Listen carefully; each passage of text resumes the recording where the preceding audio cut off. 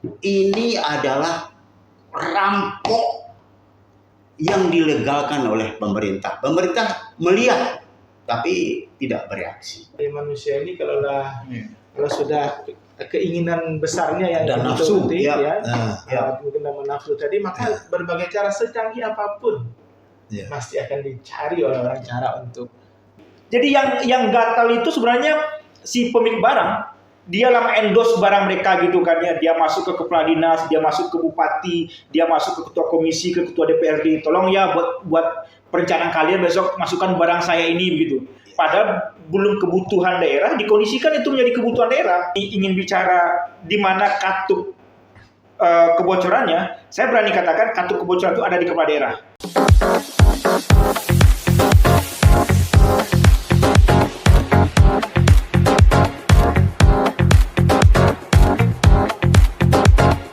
Baik, Assalamualaikum warahmatullahi wabarakatuh. Selamat siang, sampai bertemu kembali di Alinea Channel. Ini adalah episode ketiga dari Alinea Channel yang sudah mengudara beberapa waktu yang lalu. Hari ini sengaja kami mengundang tokoh-tokoh penting di Sumatera Barat untuk membahas satu isu yang tidak kalah strategisnya. Dan ini juga berkaitan dengan upaya kita ikut terlibat dan ikut memeriahkan Hari Anti Korupsi Sedunia yang jatuh pada hari ini. Nah, topik yang akan kita bahas adalah sesuatu yang seksi, yang mungkin sering kita diskusikan, tetapi tidak pernah kita mendiskusikan lebih teknis dan lebih dalam. Maka untuk itu kami mengundang hari ini orang-orang yang berkompeten di bidang yang terkait. Yang pertama kita undang adalah Bapak Ari Yuswandi, SKM MKM.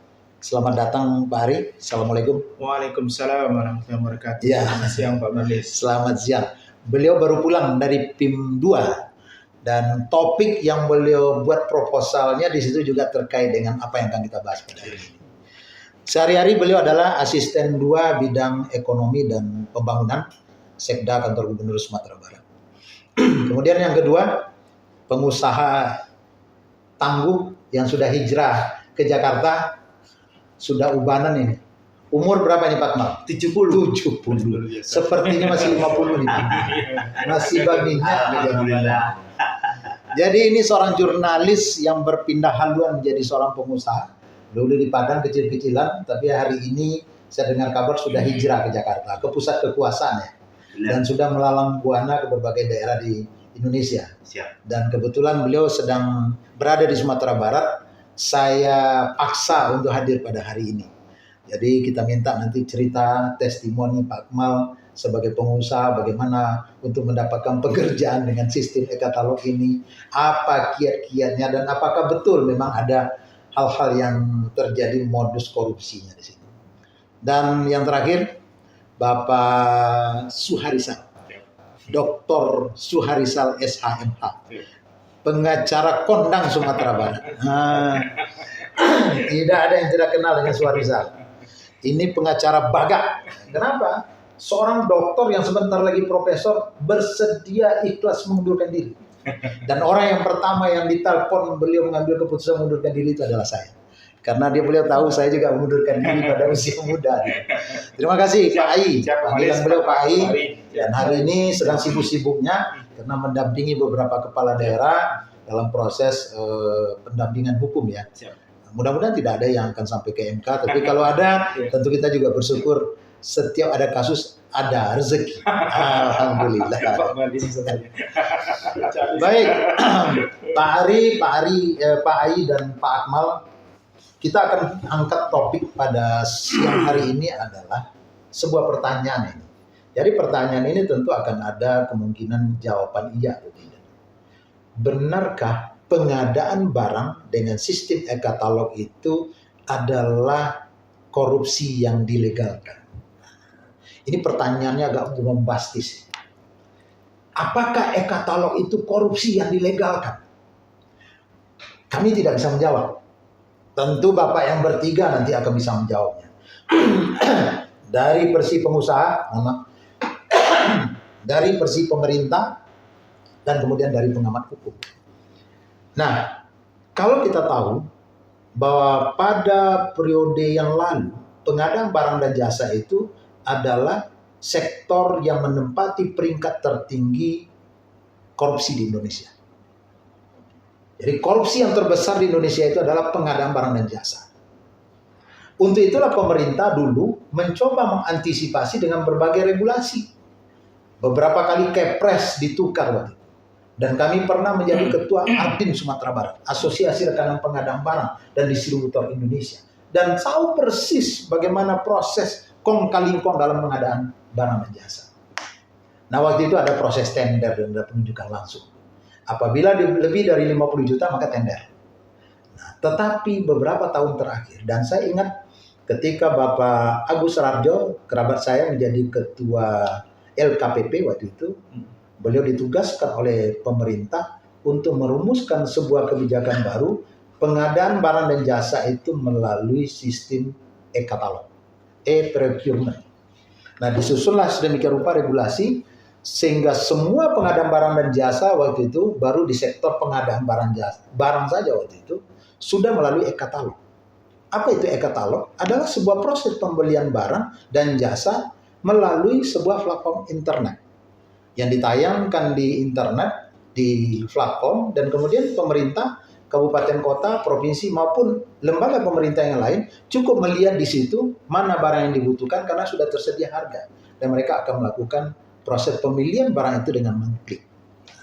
Pertanyaannya, kalau secara teori kan gampang, barang tersedia mereka lihat di komputer, misal pengadaan komputer mereka mau pilih merek apa, tinggal pilih, udah klik. Tapi dalam aplikasinya ternyata tidak sesederhana itu. Pekerjaan apakah yang paling berat hari ini di dunia adalah menggerakkan telunjuk operator untuk mengklik satu produk. Rupanya di sini, di telunjuk seorang operator ini terjadi rekayasa luar biasa. Tidak gampang menggerakkan telunjuk orang untuk mengklik satu produk. Nah, kalau kita buka cerita ini, banyak sekali muncul cerita-cerita pilu bahwa telunjuk ini digerakkan oleh oknum aparat hukum untuk memilih satu produk tertentu. Ada juga yang dipengaruhi oleh orang-orang yang berada dalam ring kekuasaan untuk bisa memilih produk tertentu yang disediakan oleh perusahaan tertentu. Dan ada juga negosiasi bisnis di sini dengan memberikan cashback yang besar. Jadi banyak sekali terjadi di belakang telunjuk sebelum proses klik itu. Ketika klik itu terjadi, disitulah terjadi transaksi. Apakah aparat hukum bisa menjangkau ini? Ternyata tidak banyak. Kita lihat hari ini, di dalam proses persidangan di pengadilan, tidak banyak kasus-kasus yang seperti ini muncul. Padahal perilaku perbuatan melawan hukum banyak sekali terjadi dalam proses pra pengadaan barang dan jasa ini. Nah, apalagi sekarang kita ketahui bahwa seluruh sekarang sektor, ya Pak Asisten 2 ya, bukan hanya pengadaan barang, bukan hanya jasa, tapi juga di sektor konstruksi pun hari ini sudah melalui e-katalog. Nah, tentu ini akan semakin gampang. Tidak ada lagi proses tender. Kalau dulu memang ada dikenal tender yang diatur. Kemudian ada one cendol dan segala macam. Tapi hari ini tidak. Tapi cashback itu diberikan kepada pihak-pihak yang terkait di situ oleh pengusaha yang menyediakan barangnya dalam jumlah yang relatif tergantung pada barangnya. Nah, kalau kita dengar dari teman-teman, ada yang mengatakan 10-20%. Tetapi baru kemarin saya mendapat berita dari orang yang melaksanakan pekerjaan itu di luar Provinsi Sumatera Barat. Kalau di sektor event organizer, itu cashback yang diberikan itu sampai 30% kepada pihak-pihak yang memegang pekerjaan itu, user. Nah, kami tentu tidak pihak yang menyimpulkan itu. Maka kita hari ini akan mencoba mendengar testimoni dari seorang pengusaha yang terlibat secara langsung dalam pekerjaan ini, dalam cawe-cawe ini. Kalau saya dulu mengatakan ini termasuk perampok negara ini, Pak Akmal. Tapi barangkali tidak ya, karena beliau berusaha. Baik Pak Akmal, saya berharap Pak Akmal bersedia jujur cerita pada sore hari ini. Bagaimana testimoni atau pengalaman pribadi Pak Akmal untuk mendapatkan pekerjaan barang dengan sistem e-katalog ini pada hari ini? Untuk mendapatkan itu, apakah betul memang ada berbagai skenario sandiwara yang dilakukan untuk itu sehingga nanti betul-betul mendapatkan pekerjaan itu? Dan apakah betul memang kalau ketika kita mendapatkan pekerjaan itu ada cashback yang diberikan kepada pihak-pihak yang terlibat di situ? Silakan. Pak Marlis, Pak Heri, Ari, Pak Suhari, Suhari. Iya. Selamat siang Bapak bertiga berempat ya. Yang dikemukakan Pak Marlis semuanya benar. Saya justru memberi judul pengadaan e-katalog itu adalah rampok. Lebih galak lagi dari bahasa kita. Mencuri, korupsi, Maling. yang dilegalkan oleh pemerintah. Nah, saya kasih contoh ya. Ini kita mau beli satu buah alat rekaman. Pemerintah mau beli alat rekaman. Di anggaran 2024. Anggarannya uangnya itu disusun 2023. Nah, ketika menyusun anggaran ini, ya, itu pemilik uang udah mulai kompromi dengan pelaku usaha, Pemilik barang, pabrik barang. Gua nih punya uang nih 1M, kita belanja 2024. Barangnya ini, manfaat ini, bantu deh cari spesifikasinya. Bekerja sama Pak. Sepuku usaha cari Pak Edi, yang namanya gelas, yang nama alat rekaman, dapat. Spesifikasinya ini, kemampuan rekamannya bisa 11 jam, harganya sekian, pabrik di sana, alamat di sana, dapat. Pertanyaan rekanan adalah, Bapak punya uang berapa? 1M. Harga ini bisa di-set 700.000, 700 juta, 600 juta, atau 500 juta. Oke. Nah ini mau ditayang lagi nih Pak ini. Mau ditayang lagi nih, 2024 ditayangkan.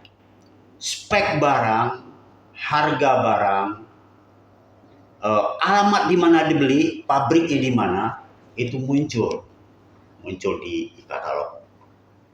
Yang tahu hanya barang ini siapa yang akan dimenangkan, pengusaha mana yang akan dimenangkan. Nah, ketika barang itu akan terjadi deal, harga ini yang sesungguhnya yang 1M itu udah ada diskon Pak Eri dari pihak pabrik.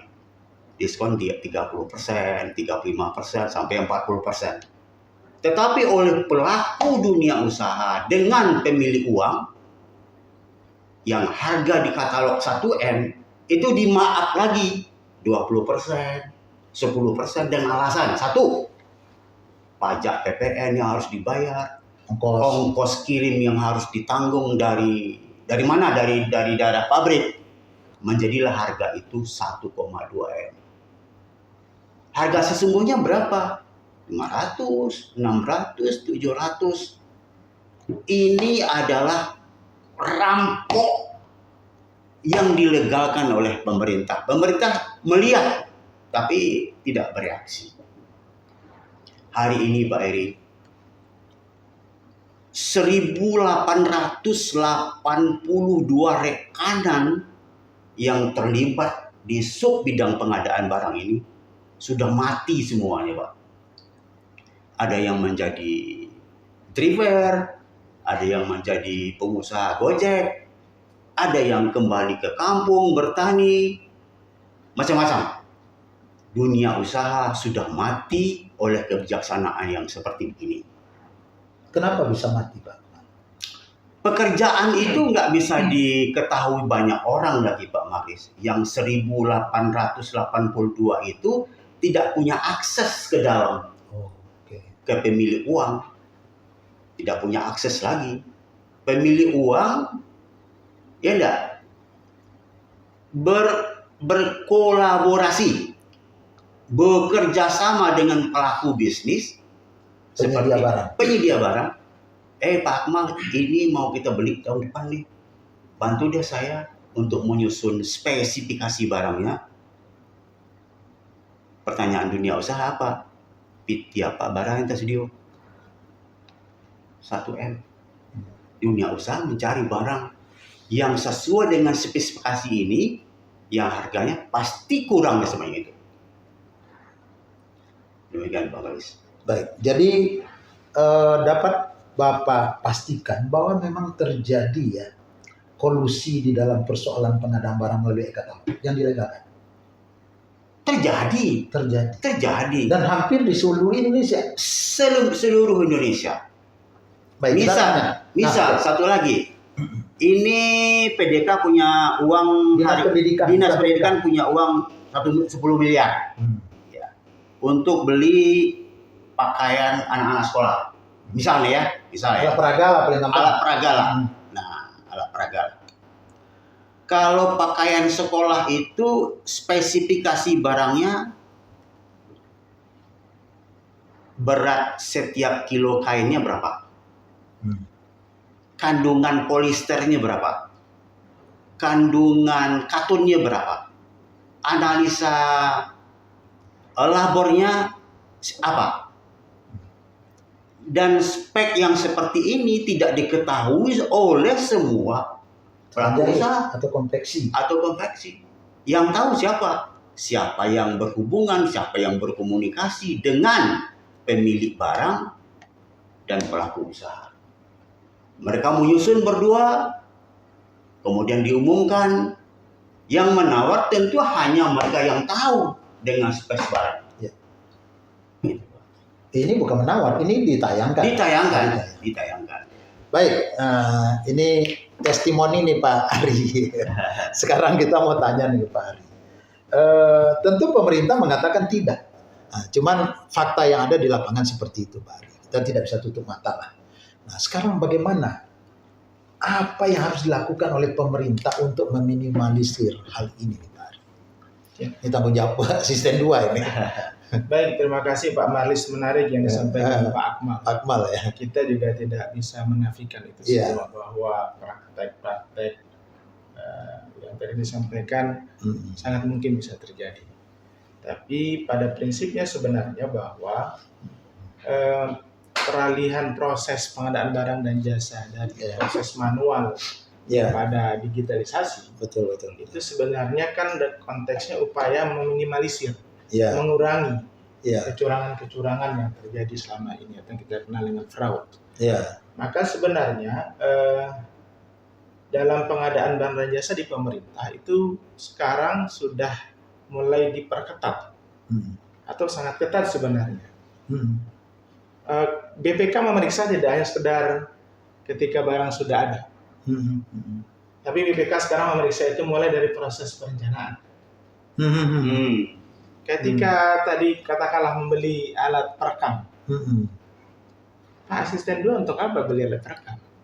Kebutuhannya apa Pak Asisten 2 membeli alat perekam? Maka memang belanja pemerintah itu sekarang harus berbasis analisis kebutuhan. Sebagai contoh yang lain, saya butuh laptop untuk bekerja. Seorang asisten, apakah butuh laptop yang harganya mahal? Katakan seperti MacBook. Padahal kebutuhan saya adalah mengetiknya Microsoft Word, sama PowerPoint dan Excel. Artinya, laptop dengan spesifikasi biasa saja, itu sudah mencukupi untuk saya. Untuk apa beli laptop yang kemampuan untuk gambar, desain 3D desain dan seterusnya, kan enggak butuh. Nah, kadangkala salah dalam merencanakan kebutuhan. Atau misalnya sekarang saya sudah diberikan fasilitas tab misalnya. Lalu saya mau dibelikan lagi laptop. Untuk apa? Kan tab sudah ada. Nah, jadi memang harus berpikir dari awal seperti itu. Nah, kita itu baru dari sisi kebutuhan, Pak. Kebutuhan. Kalau yang dilihat di Pak Akmal tadi dari sisi Pak Akmal, ini kan lebih banyak ke harga.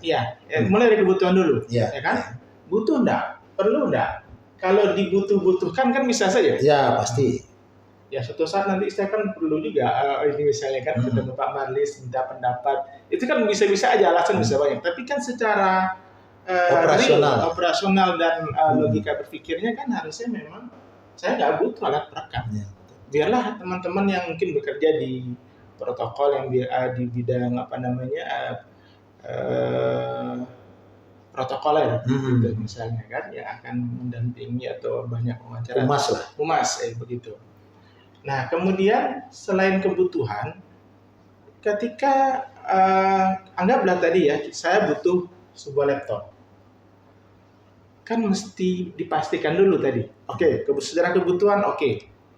Kemudian berikutnya speknya seperti apa? Nah, speknya seperti apa? Kalau saya hanya butuh untuk Word, kemudian PowerPoint, kemudian Excel, paling buka-buka internet gitu ya, lihat YouTube. Untuk apa beli yang spek mahal-mahal yang misalnya kayak MacBook-nya harganya sekian, cuma ternyata dipakai hanya buat browsing gitu kan. Nah, maka kita perlu juga menetapkan spek yang tepat. Nah, itu juga sekarang itu siapa yang pihak yang bertanggung jawab untuk itu? Mulai dari perencana. Mereviewnya siapa? Nanti biasanya kalau sekarang sudah mulai diupayakan di pemerintah daerah itu setiap dokumen proses pengadaan barang dan jasa itu direview oleh inspektorat. Mampukah inspektorat? Nah, persoalannya sekarang kan memang kita harus meningkatkan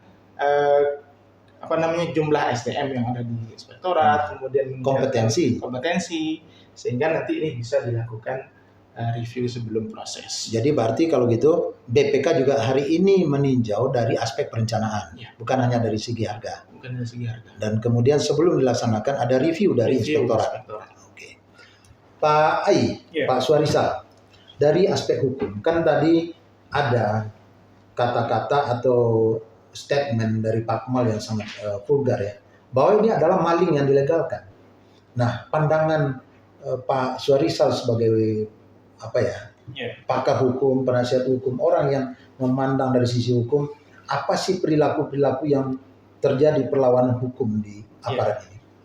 Jadi Pak Marlis, Pak Ali, Pak Akmal, tadi kalau Pak Marlis bilang jarang perkara ini ada, bahkan saya berani katakan 5 tahun terakhir nyaris tidak ada. Nah, jadi 5 tahun terakhir nyaris tidak ada perkara korupsi itu berangkat dari pengadaan toko daring ini. Nyaris tidak ada. Di pengadilan negeri Padang tidak pernah ada perkara yang seperti naik.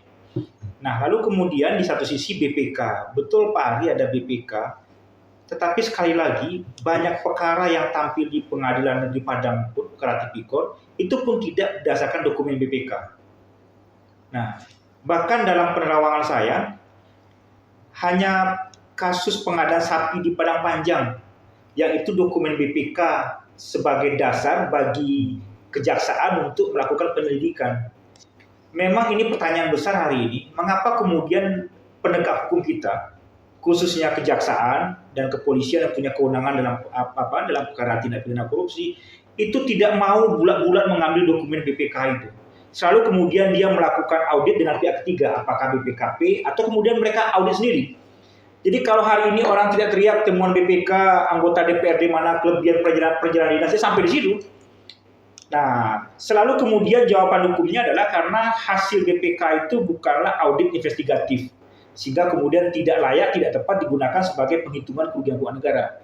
Nah, di luar itu sebenarnya Perpres pengadaan barang yang terakhir 12/2021 itu memang niat awalnya itu baik. Jadi kalau membeli barang yang rutin-rutin begitu kan ya, beli kertas segala macam, nggak usah repot-repot lah begitu kan ya, tinggal buka komputer, klik, selesai urusan begitu kan ya. Nah, tapi ternyata Pak Akmal, Pak Ari, tidak ketika perencanaan itu mereka mulai cutler ini. Jadi mereka itu modus operandi mereka itu sudah jauh-jauh hari. Bahkan Pak, modus mereka itu dari pabrik ini, mereka yang mengkondisikan itu masuk ke dalam list yang harus diadakan. Nah, sehingga barang-barang langka begitu. Jadi gerilya itu sudah mulai dari sana. Jadi Pak Marlis tidak ketika si KPA mengklik, tidak, jauh sebelum itu lagi. Jauh sebelum itu lagi. Jadi yang gatal itu sebenarnya si pemilik barang. dia lah endorse barang mereka gitu kan ya. Dia masuk ke kepala dinas, dia masuk ke bupati, dia masuk ke ketua komisi, ke ketua DPRD. Tolong ya buat perencanaan kalian besok masukkan barang saya ini begitu. Padahal belum kebutuhan daerah, dikondisikan itu menjadi kebutuhan daerah. Yes. Nah, Pak Maris banyak lah barang-barang yang hari ini dipergunjingkan orang gitu kan. Nah, jadi kartelnya sudah mulai dari sana. Nah, pindahlah kemudian kepada upaya menyembunyikan informasi. Menyembunyikan informasi inilah modus yang susah sekali untuk ditelisik begitu. Nah, jadi yang punya informasi ini hanya orang terbatas. Barangkali PA-nya atau kuasa pengguna anggarannya. Atau barangkali sebagian orang DPRD begitu. Nah, informasi inilah yang dijual hari ini. Nah, jadi kalau ada yang mengatakan sudah ada yang menang sebelum tayang, betul itu. Nah, jadi dikondisikan barangnya ini adalah barang langka, hanya pabrik-pabrik tertentu. Ya. Lalu kemudian informasi ini dijual begitu kan ya. Nah, jadi sebenarnya yang para kuasa pengguna anggaran koruptifnya itu sudah mulai dari menjual informasi tadi itu. Nah, informasi ini kemudian mereka kemas begitu kan untuk kepentingan orang-orang tertentu. Nah, lalu kemudian si KPA dan PA itu juga kemudian punya kewenangan menekan tombol enter tadi itu. Nah, sekali lagi praktik-praktik tahapan mulai dari pabrik, perencanaan, pembahasan, pengesahan, masuk ke DIPA, langsung ke hari-hari akan di-upload. Itu kan hanya segelintir orang yang tahu. Ya, betul. Nah, dan buruknya lagi adalah kita persis tahu bahwa karena ini sifatnya hanyalah penunjukan, jadi sebenarnya si pabrik tadi itu dipastikan akan menang. Ya. Nah, makanya down payment itu sudah bisa dilakukan 2 tahun sebelum ditayangkan. Jadi kalau mau ada barang 2026 ya kasihlah down payment hari ini begitu. Ya. Nah, seperti itulah kurang lebih permainannya. Dan dipastikan kalau ingin bicara di mana katup kebocorannya, saya berani katakan katup kebocoran itu ada di kepala daerah. Jadi tidak di kepala dinas, apalagi di kepala bidang. Karena memang kepala daerah yang punya kuasa kemudian untuk memerintahkan lisan. Pak Kadis, nanti ini ya, gitu kan. Nah, karena si kepala daerah sudah punya pembicaraan dengan kartel-kartel pabrik-pabrik 2-3 tahun sebelumnya begitu. Ya. Nah, jadi artinya adalah hari ini terkonfirmasi tapi tidak elok kita sebut nama. Kartel-kartel itu sudah bermain di era-era proses pilkada ini. Iya, awal November itu dia sudah bermain. Iya. Nah, jadi dia tidak hanya memberikan investasi kepada satu orang saja. Ya. Satu daerah misalnya 4 kepala daerahnya, keempat-empatnya dia kasih. Di daerah mana 2 orang kepala daerahnya dia kasih kedua-duanya itu. Jadi kalah menang, dia pun tetap menang. Hijau tadi itu sudah tercium sangat harum sekali hari ini. Iya. Saya merasakan aroma itu. Luar biasa permainan itu. Nah, ini dan kepala daerah juga perlu dengan mereka. Jelas, betul. Nah, itulah kartel tadi itu kan ya. Nah, dari mana mulainya begitu? Perangkat hukum kita memang lemah soal itu. Karena dalam pandangan Pak Suarisal, gimana cara menjerat perilaku yang seperti itu? Memang cara yang paling optimal itu adalah saya termasuk yang sependapat bahwa Undang-Undang 28 2009 tentang penyelenggaraan negara yang bersih dan bebas KKN itu mesti direvisi. Sanksi pidananya mesti ada. Lemah sekali aturan di sana itu.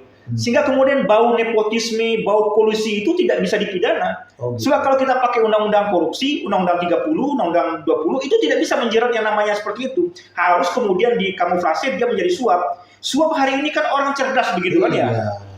Nah, makanya dalam satu sisi saya pribadi termasuk mengapresiasi Kejaksaan Tinggi Sumatera Barat, dia mulai menggunakan pasal 5 dalam pemberantasan tindak pidana korupsi. Apa itu pasal 5? Pasal 5 itu adalah ASN menerima atau memberi. Nah, walaupun pembuktiannya sulit, tapi ini kita apresiasi lah ini. Inilah barangkali langkah awal agar kemudian para ASN ini, ini paling saya sebut ASN ya, karena mereka stakeholdernya begitu, para ASN ini bisa dikontrol begitu. Bisa dikontrol agar kemudian dia bisa berhati-hati dalam proses segala tindakannya begitu. So selama ini kan hanya pasal 2, pasal 3. Pasal 2 itu penyalahgunaan kewenangan, pasal 3 penyalahgunaan kewenangan juga. Perbuatan melakukan dan penyalahgunaan hanya itu saja. Tapi ketika ASN menerima atau memberi begitu kan ya, secerdas apapun sesungguhnya pasal 5 itu bisa digunakan. hari ini kan orang cerdas gitu kan ya, orang pasti sangat hati-hati, apalagi kalau dia sudah eselon 3, maaf ini kan dia punya cara bagaimana kemudian membentengi dirinya untuk menerima segala sesuatu itu. Nah, penerimaan itulah yang hari ini sangat sulit dijangka oleh aturan perangkat hukum kita. Nah, makanya kemudian orang melakukan nepotisme, orang melakukan kolusi itu mesti bisa dipidana. Makanya Undang-Undang 28 2009 itu mesti diperluas, sanksinya mesti dipertegas di situ. Di situ kan sanksinya tidak jelas, ada larangan tapi kemudian sanksinya tidak jelas begitu ya. Yeah. Nah, belum lagi dalam praktek yang selama ini ada kemudian titipan-titipan. Nah, jadi kadang orang pabrikan dia bisa dikalahkan oleh titipan Jenderal Bintang 1, Bintang 2, titipan Pak Kajari, Pak Kajati, begitu kan ya. Nah, titipan inilah yang kemudian bisa mengalahkan. Nah, jadi ketika seorang kepala dinas tidak berdaya berhadapan dengan kepala daerahnya, sementara kepala daerahnya sudah deal dengan kartel orang pabrikan, maka kemudian cara yang paling efektif itu adalah pakai orang bypass. Si jenderal mana, si Pak Kajati mana, begitu kan ya. Nah, akhirnya terpinggirkanlah orang pabrik ini. Nah, informasi itulah yang kemudian dijual oleh si Kadis tanpa tahu kepala daerahnya. Nah, dia jual lah gitu karena akhirnya orang yang merasa punya kemampuan, tapi kemudian dia tidak mengurus dari proses pabrik tadi itu. Nah, dia menghadaplah ke jenderal mana, ke Pak Kajati mana, itulah kemudian menitip. Termasuk Sudirman. Ya barangkali. Jadi, ya kan bisa kawan-kawan kan di sini. Ya, jadi Pak Raden Saleh dan Sudirman. Pak Kepala Daerah ini ada mau tayang ini, mau tayang ini, mau tayang ini. Ya, saya ya. Nah, itu lazim terjadi ya. Lazim terjadi. Yes. Nah, ini semakin transparan, semakin hangat ya. Ternyata Pak Suarisal juga lebih banyak pengetahuannya, lebih detail. Saya mau tanya nih Pak Kemal. Pak Kemal ini kan pengusaha yang sudah mulai dari proses ngatur-ngatur tender dulu lah waktu Kepres 16 dulu. Yes. Sampai hari ini masih aktif dalam penyediaan barang pemerintah. Apa sih kira-kira menurut Pak Kemal positif dan negatif e-katalog ini? Dari sisi pengusaha. Saya tidak melihat ya Pak Marlis sisi positifnya. Sepanjang praktek ini masih dilakukan oleh petinggi-petinggi negeri. Praktek ini dilakukan oleh orang-orang yang tidak punya nurani. Ya enggak? Sepanjang itu masih berlaku, saya melihat 2025, 2026 masih akan terjadi. Walaupun Pak Prabowo sudah wanti-wanti. Sudah wanti-wanti. Prabowo itu membuat buku setebal begini Pak Madi sekarang nih tentang korupsi itu. Harga buku itu 1 M. Ya, saya punya buku itu. Mau diapain negara itu ada di buku itu. Sebelum dia jadi presiden. 4 bulan sebelum jadi presiden. Bapak wajiblah beli buku itu. Kalau 1 miliar siapa yang bisa beli? 1 juta. Oh 1 juta. 1 juta. Kalau 1 miliar. 1 juta gitu. Ditenderkan lagi. Nih katalogkan lagi dapat 20%. Dapat 20%. Nah, sekarang kita minta hati nurani kepala daerah. Hati nurani kepala daerah. Cuman yang jadi persoalan, mana ada kepala daerah yang sekarang melakukan proses dalam pemilihan yang tidak memakai uang. Nol, Pak. Saya berani bilang salah satu kabupaten di Sumatera Barat ini. Sampai aja lah 50 kota saya. Iya, janganlah. Menyediakan habis uang 22. Kapan itu bisa uang itu kembali? APBD-nya kecil, Pak. APBD kecil. Siapa yang mau berinvestasi di 50 kota? Siapa yang mau berinvestasi di Padang Pariaman? Dengan mengundang dunia usaha. Siapa? Enggak. Hari ini saja Pak Eri. Pak Ari ya. Pemerintah daerah Sumatera Barat ini pusing. Bagaimana mengundang dunia usaha untuk mampu membangun 500 unit dapur sehat untuk gerakan makan makanan bergizi gratis. Gratis. Makan bergizi sehat. Di Padang saja sekarang dibutuhkan 42 unit dapur. Dari 500 kebutuhan itu 537 hanya 14 baru yang ada. Satu dapur itu minimal uangnya 2,6 M. Ya. Dijual konsumsinya itu nasi itu per 10.000. Nggak boleh lebih dari itu. Kapan dunia usaha mau dapatkan keuntungan? Nah, ini persoalan baru lagi. Oke, kita kembali ke sini, Pak Ari. Tadi Pak Suarizal, Pak Akmal sudah dengan sangat terbuka menyampaikan banyak fakta memang Pak Ari. Tidak bisa kita tutupin lah. Cuman memang seperti kata Pak Suarizal tadi, aparat hukum tidak bisa menyentuh ini. Dan malah 5 tahun terakhir tidak ada kasus di pengadilan yang berkaitan dengan pengadaan barang dan jasa, apalagi yang kaitan e-katalog. Padahal semua terjadi. Nah, dalam konteks ini Pak Ari sebagai asisten 2, bagaimana sih mengawasi perilaku aparat kita ini Pak Ari? Baik, sebelum saya bahas tentang perilaku aparat, kita mungkin kembali kepada konsep e-katalog itu sendiri. E-katalog itu sendiri kan memang salah satu saat ini menjadi strategi nasional dalam pencegahan korupsi. Kalau selama ini kita tadi ya contoh disampaikan Pak Suarizal susah mencari bukti kronologisnya seperti apa, itu sulit untuk didapatkan datanya. Nah, melalui e-katalog itu saat ini sebenarnya semua proses itu jejak digitalnya terekam. Bahkan sekarang di dalam aplikasi e-katalog yang dikembangkan oleh KPP itu adalah di situ proses negosiasi harus terlihat terjadi di proses e-purchasing itu, belanja itu. Jadi kalau terjadi proses di luar aplikasi dan tiba-tiba nanti keluar harga tertentu, maka ini kan akan terbaca. Nah, artinya bahwa memang pemerintah pusat memahami ini.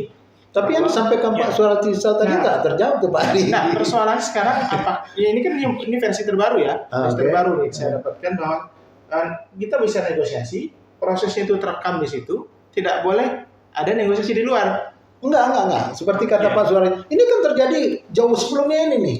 Iya. Atau ada yang titipan misalnya, kan enggak ada urusan negosiasinya. Iya. Kalau negosiasi formalitas lah. Iya. Kalau bicara titipan, itu kan kembali kepada perilaku. Ya, fraudnya tadi. Nah itu yang kita maksud. Gimana cara harapannya sebenarnya kalau aparat pemerintahan, terutama pegawai negeri, itu malah lebih nyaman dia dibeli pas bekerja sendiri, tanpa ada mungkin tadi bahasanya titipan, ada intervensi lah. Ya, lebih nyaman gitu. Pokoknya serahkan saja ini kebutuhan kita ini, kamu belanja sesuai dengan kebutuhan. Cuma kan tidak terjadi seperti itu. Jadi butuh komitmen bersama ini. Nah, komitmen bersama adalah komitmen dari dunia usaha, aparat hukum, kemudian juga pemerintah daerah, pimpinan daerah, misalnya seperti itu, juga pegawai sendiri. Iya. Kalau tidak bersama-sama, tadi contohnya kan Pak Akmal kan tahu nih, dia pelaku pengusaha kan, betapa banyak orang yang ingin barangnya laku. Betul. Nah sebenarnya sekarang kalau di e-katalog itu tidak semuanya harus bisa belanja dengan e-katalog. Contoh, saya mau rehab rumah dinas. Sekarang kan mulai ada e-katalog konsumsi. Kebutuhannya hanya untuk rumah dinas saya. Gitu kan? Kenapa harus pakai e-katalog? Gitu kan? Sementara prinsip e-katalog itu adalah barang-barang yang akan dipakai oleh kebutuhan orang banyak dan dipakai berulang. Nah, maka kembali ini pemahaman aparat yang akan mengelola barang dan jasa, pengadaan barang dan jasa juga harus terus di-upgrade. Ya, ini kan semangat nih, wah kayaknya pakai e-katalog nih enak nih, kita nggak perlu khawatir ada tender, kita susah segala macamnya gitu kan, kita tinggal belanja saja gitu. Tapi tidak demikian, termasuk sebenarnya belanja barang, katakan tadi sebenarnya kan prinsip pengadaan itu kita mau beli barang, memilih barang atau memilih penyedia atau memilih penyedia dan barang. Kalau kita beli barang kan tinggal klik saja, sama kayak kita belajar Tokopedia, Ya, Shopee. ya kan tinggal pilih aja kita sesuai dengan kebutuhan Sambil kita. tidur bisa gini. Iya. Cuman kan kalau itu nggak ada cashbacknya masalahnya. Memang tidak ada cashback ya. Iya. Ya, kembali kalau Di, memikir cashback di susah. pemerintah kan persoalannya cashback ini yang Kalau dicari. memikir cashback itu yang susah. Nah itu dia. Kan Memang itu yang kita lihat. Kita faktanya. terus berusaha memang agar pelaksanaan proses ini secara bertahap menjadi lebih bersih. Nah, upaya-upaya kita adalah pertama itu adalah meningkatkan pemahaman ASN yang akan mengelola proses pengadaan jasa tersebut. Tapi saya potong Pak Ari. Mereka paham semua kok. Enggak. Aturan regulasi paham. Mohon mereka. maaf, saya tahu kondisi di Anda Pak, saya nggak yakin itu. Mereka paham Pak. Paham, Cuma hanya mereka beberapa. bisa mensiasati itu Pak. Ada beberapa yang paham, ada yang beberapa yang tidak. Kalau Justru- boleh jujur Pak, sekarang mungkin akan banyak yang menolak untuk jadi KPA. Nah, mungkin Kalau- terjadi itu. Kalau Kalau dia ditanya real seperti ini Iya. kondisinya, gitu kan? Makanya tadi semua pihak harus sama-sama mendukung ini. Saya tahu sendiri kondisinya. Datang ke sebuah dinas, misalnya kita tanya, contoh ada dinas yang tidak mengerti konstruksi, dia harus bekerja konstruksi, Pak Marlis. Iya, iya, Nah, kan harus disupport juga. Sementara dinas yang bekerja konstruksi itu, iya, iya. pekerjaannya sudah Banyak sekali. banyak sekali. Belum lagi dana pokir. Itu bab lain ya. Artinya pokoknya kegiatannya banyak sekali gitu yang harus mereka selesaikan. Sementara dinas saya juga harus bekerja konstruksi Iya, kebutuhannya seperti itu. Nah, Dan ini tersupport realitanya. ya. Jadi memang pertama memang PR-nya itu adalah bagaimana menanamkan nilai-nilai. Iya, iya. Nilai-nilai. Spirit lah. Nilai-nilai Ya. bahwa ya mohon maaf kadang-kadang kita dianggap bahwa jangan so idealis gitu kan. Padahal kan idealisme itu yang dibutuhkan hari ini. Tapi kan susah bicara idealis hari ini. Gitu. Nah, Soal sebenarnya Pak Maju. seberasi halo gitu kan gitu kan. Kan banyak orang kita yang seperti itu hari ini. Nah, makanya memang bersama-sama bahwa ketika ingin membersihkan ini kita sama-sama bahwa peluang itu sebenarnya di mana-mana saja ada. Ya. Kalau orang sudah punya keinginan punya niat ya. Mau. Ya. Sudah berniat ya apapun kecanggihan proses untuk Regulasi. meminimalisir korupsi dia akan cari celah kan begitu ya. Tapi kalau orang yang tidak berpikir seperti itu dia kan apa yang diberikan given dia kerjakan saja. Nah, memang tidak menutup mata kita dengan kondisi. Tapi sebenarnya proses katalog itu upaya-upaya yang lebih mendekatkan kondisinya untuk lebih minimalisir korupsi tadi ketimbang dia proses manual yang terjadi nego-nego yang selama ini terjadi. Nah, ini yang sebenarnya dikembangkan terus-menerus. Tapi memang ada proses-proses tertentu yang tadi mungkin kata Pak Ai tadi ya, yang dibalik balik tabir yang tidak diketahui Di belakang telunjuk, di belakang kan, telunjuk ini. itu para ASN kan nggak tahu tuh di balik tabir itu semua Iya. seperti apa. Yang jelas mereka kan bekerja bahwa mereka harus. Nah, itu sebenarnya Pak Manis. Pak Ai, kan kita terbuka ya. Iya. Pemerintah daerah pun menyadari bahwa terjadi Iya. itu. Gimana sih caranya menjangkau nih aparat-aparat yang cawe-cawe seperti Iya. tadi nih? Gimana cara secara hukum itu menjangkau? Jadi pengadaan secara umum pun ya, misalnya HPS, harga perhitungan sendiri, itu aturannya hanya diketahui oleh PPK. Calon pemenang, jangan Pokja itu tidak tahu itu kan ya. Nah, lalu kemudian pola hari ini itu bisa ada komunikasi secara online antara Pokja dengan PPK terkait dengan ke arah-arah APS ini begitu kan ya. Karena kan HPS ini kan sifatnya rahasia. Hanya PPK saja yang tahu dan itu tidak akan ada orang yang tahu. Nah, lalu kemudian sekarang ada calon penyedia, dia menawar gitu kan ya, dia menawar gitu kan ya. Tapi Nggak ada penawaran, Pak. Dia tayang aja kan? bukan ini saya contohkan secara konvensional selama ini. Ini kita ingin bicara soal watak ini ya. Nah, lalu kemudian ternyata yang menang itu adalah bukan si penawar tertinggi. Nah, mengapa demikian? Ternyata memang seidealisme apapun lah si PPK tadi itu, dia menyembunyikan HPS itu, tetap juga kemudian HPS itu bocor keluar gitu. Nah, sehingga kemudian si calon pemenang itu, dia membuat penawaran sudah berkesesuaian dengan HPS tadi itu. Jadi kalau di sistem e-katalog ada komunikasi chat secara daring itu, secara konvensional hari pun sebenarnya ada di webnya itu untuk bisa komunikasi antar 3 orang ini. Tapi tetap juga kemudian sudah secanggih itu zaman, karena sekali lagi memang wataknya seperti itu, bobol juga dia. Nah, dalam banyak kasus bahkan ini saya contohkan begini, kasus pengadaan sapi provinsi itu di Mahkamah Agung itu si penyedianya hanya kena 2 tahun, sementara PPTK-nya itu kena 6 tahun. PPK-nya 2,5 tahun. Jadi semestinya kalau ingin mencari yang paling salah itu PPK-nya. Nah ini malah yang tinggi hukuman itu PPTK-nya. Karena memang PPTK itu kan bawahannya PPK itu. Dialah yang punya kemampuan untuk hilir mudik begitu kan ya. Nah ada indikasi kebocoran informasi itu ada di sana. Nah memang kalau pendapat saya ya Pak Malaysia, Pak Arya, cara yang paling jitu itu adalah ini soal transparansi sebenarnya. Transparansi, lalu kemudian calon penyedia itu dia punya hak untuk mengajukan keberatan. Nah, jadi kan selama ini memang ada saluran untuk mengajukan keberatan, tapi itu tidak maksimal untuk kemudian membatalkan. Nah, jadi sebenarnya sama dengan Sama dengan proses pra peradilan, semestinya pengadaan barang ini juga ada proses seperti itu. Jadi tidak bicara soal substansi perkara, tapi bicara prosedural. Jika ada prosedural yang kemudian diabaikan, dilanggar, atau ada mal dalam proses administrasi pengadaan itu, maka kemudian yang kalah dalam pengadaan itu dia bisa mengajukan keberatan.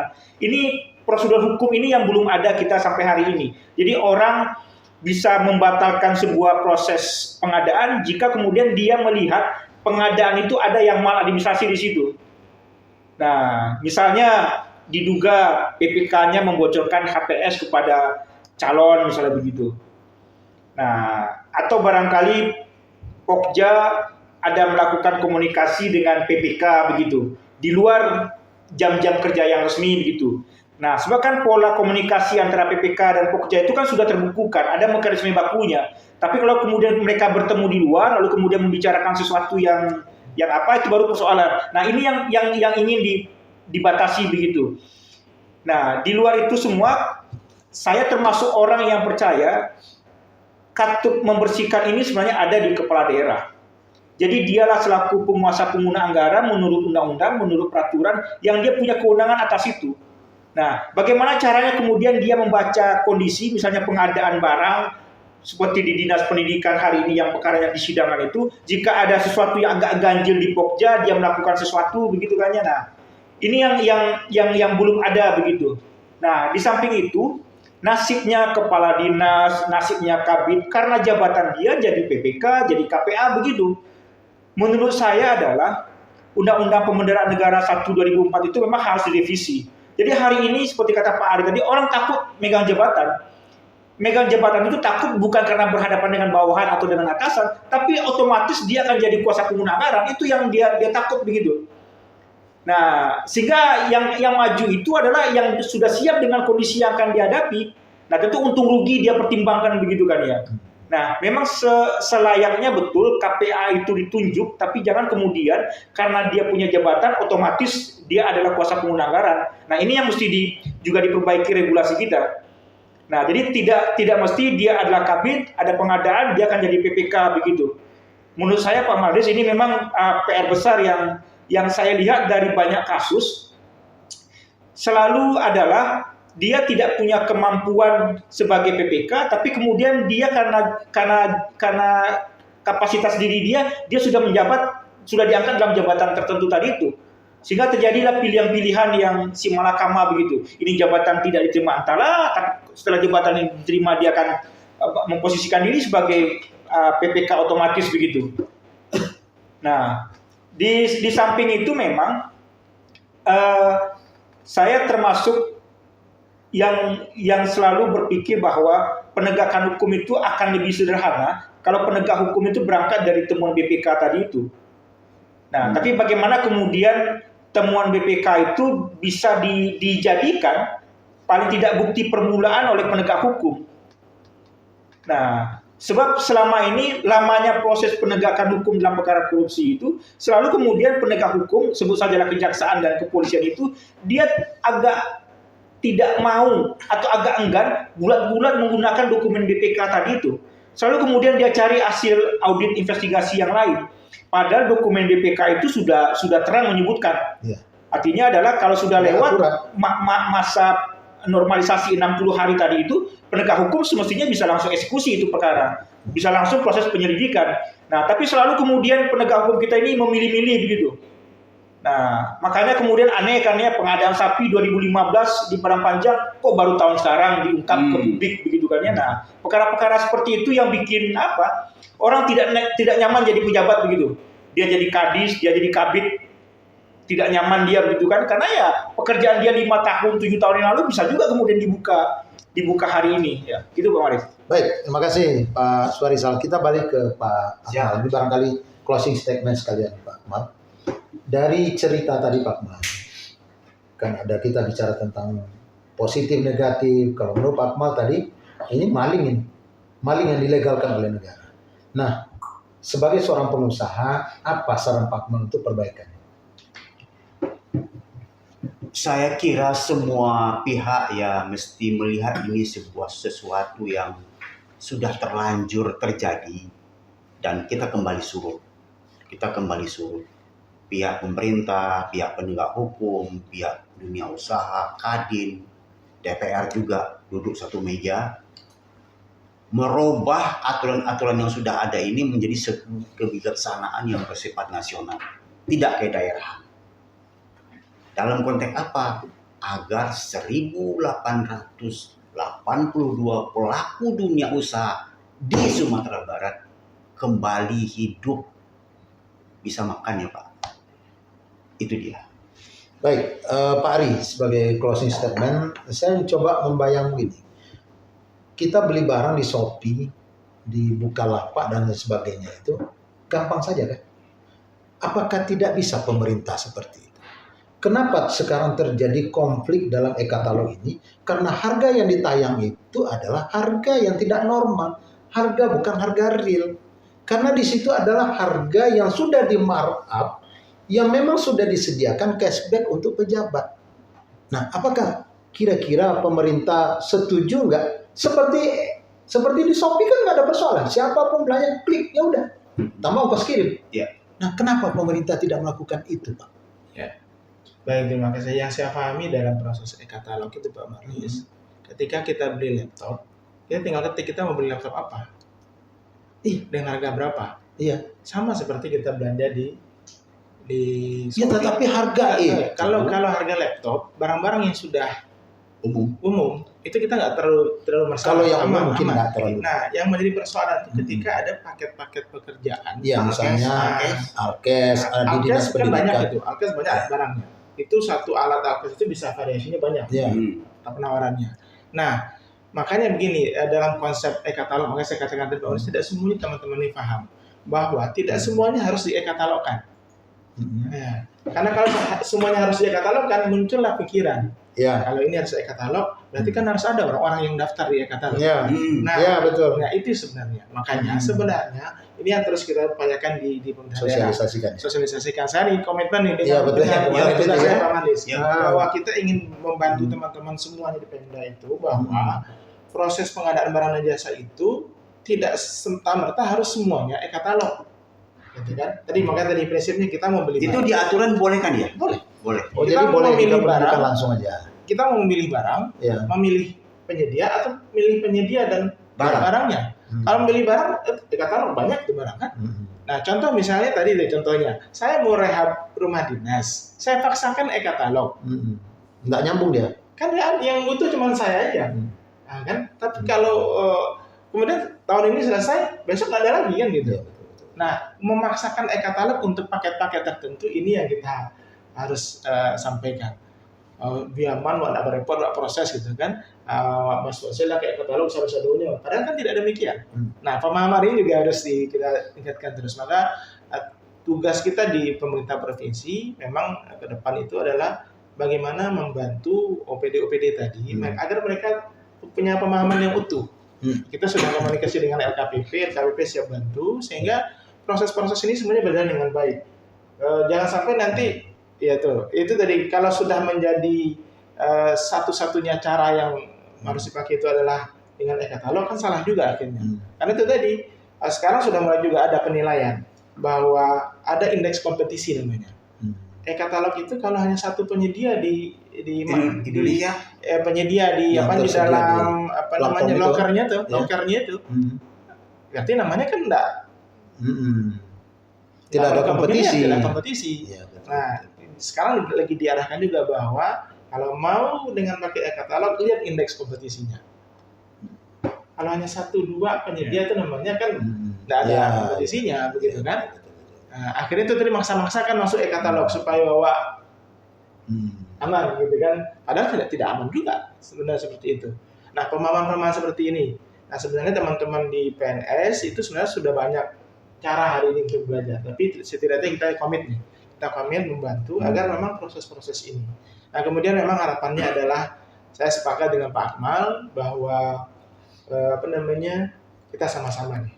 Ya. Kalau enggak punya niatan yang sama untuk memperbaiki, karena manusia ini kalau sudah keinginan besarnya yang dan nafsu, mungkin nafsu tadi, maka berbagai cara secanggih apapun pasti akan dicari oleh orang cara untuk bersembunyi kan begitu. Bahkan aplikasi tercanggih apapun bisa dihacker orang kalau orangnya berniat kan begitu. Dan saya juga setuju dari Pak Marlis bahwa kita juga sudah memulai nih sebenarnya Pak. Saya memulai di tahun ini ngetes bahwa dinas tertentu yang memang tidak punya kapabilitas khusus pengadaan, kita supply orangnya dari biro pengadaan barang jasa untuk membantu proses itu. Ya, contohnya orang dinas sosial, dia urusannya biasa ngurus orang miskin.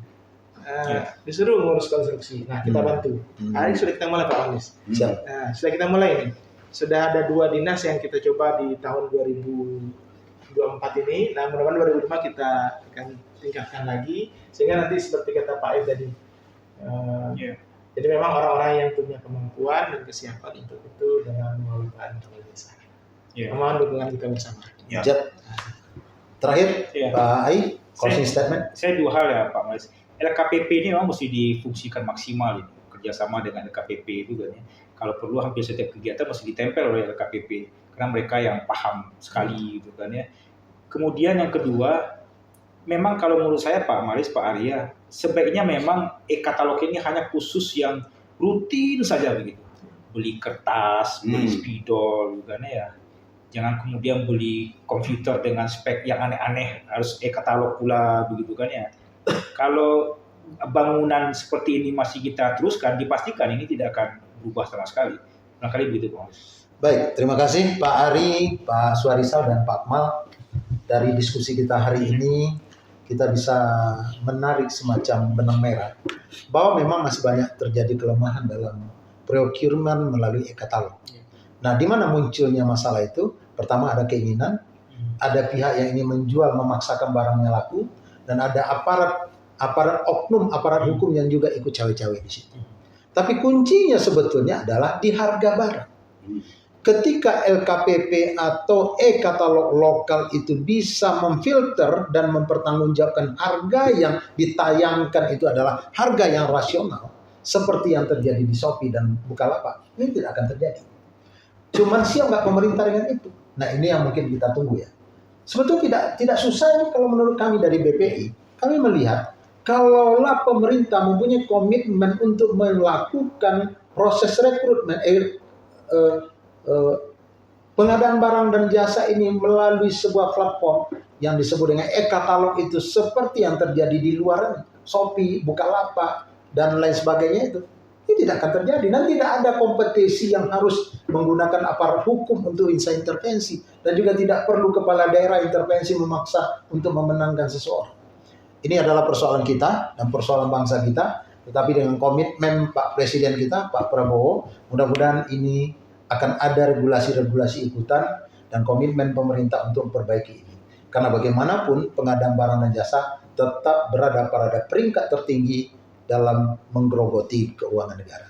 Kami dari BPI Sumatera Barat berharap kejadian ini akan bisa lebih baik di masa yang akan datang dan kita berbuat bersama-sama untuk kebaikan negeri kita yang tercinta. Terima kasih. Wabillahi taufiq wa hidayah. Assalamualaikum warahmatullahi wabarakatuh. Waalaikumsalam.